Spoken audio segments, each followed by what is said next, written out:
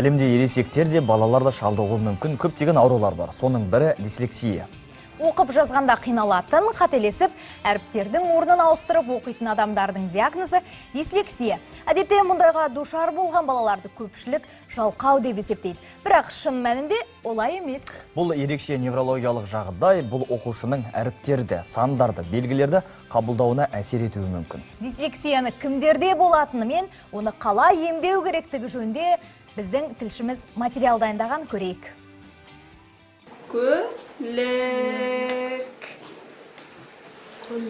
Тамаша. Дислексия, мұны білмейтіндердің көбі қандай термин деуі мүмкін. Түсіндіріп көрейік. Бұл баланың оқу дағдыларының бұзылуы, яғни берілген мәтінді оқи алмауы, немесе оқыған күннің өзінде түсінбеуі. Мысалы, бүгінгі кейіпкеріміз Ернардың дыбыстарды жиі шатастыратынын байқаған ата-анасы Астана қаласындағы арнайы түзету мектеп-интернатына алып келген. Анасының сөзінше, аталған мектепте баланың оқуы жақсара бастаған. Біріншіде келгенде сөздерді кішкене әріптерді шатастырып, ажырата алмай, солай кішкене қиындық болатында. Қазіргі таңда бәрін анық айтады, барлығын жақсы айтады. 60-70 оқиды, тез оқиды өзі. Бала өзі тырысады. Яғни байқағанымыздай дислексия көбіне мектеп табалдырығын жаңа аттаған балаларда жиі кездесетін кемшілік. Оны кез келген мектепте түзету мүмкін емес. Арнайы логопед мамандар жұмыс істеп, балаға көп көңіл бөліну керек. Оның пайда болу себептері әртүрлі. Бұл қабілетті балаларда да кездесуі мүмкін. Пайда болу себептерінің көптеген болжамдары бар.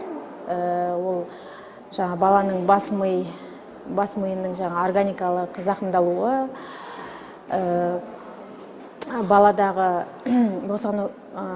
мамасының босану кезіндегі баладағы асфиксия, басының зақымдалуы, қоршаған ортадағы сөйлеу тілінің дұрыс болмауы, ата-ана тарапынан баланың сөйлеу тіл дамуына көңіл бөлмеуі.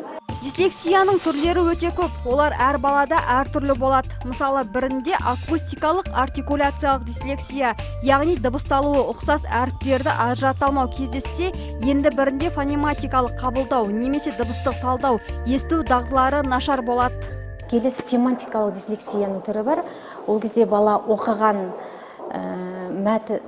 сөзін, сөйлемін, мәтінін ол түсінбейді. Не оқығанын. Содан кейін оптикалық дислексия бар. Ол кезде бала графикалық ұқсас әріптерді бір-бірінен ажыратуда алмастырады, шатастырады, бірін-бірінен орындарын ауыстырады. Ладно, читай свои танцующие буквы. Ты что, шутки со мной шутишь?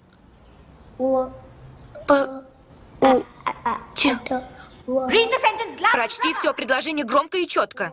Дислексияны жою кезінде баланың психологиясы, қабылдауы ескерілу керек. Егер сыныпта мына фильмдегідей бала оқи алмай немесе оқығанын жеткізе алмай жатса, оған қысым көрсетудің қажеті жоқ.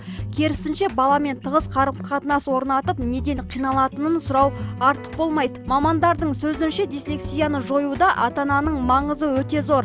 Балаға артығымен көңіл бөліп, логопедтің айтқанын екетпеген жөн. Сонда бірге үздік нәтижеге жетуге болады. Маржан Нүсіпбек, Айтуған Бағланов, арнайы Қайырлы таң үшін.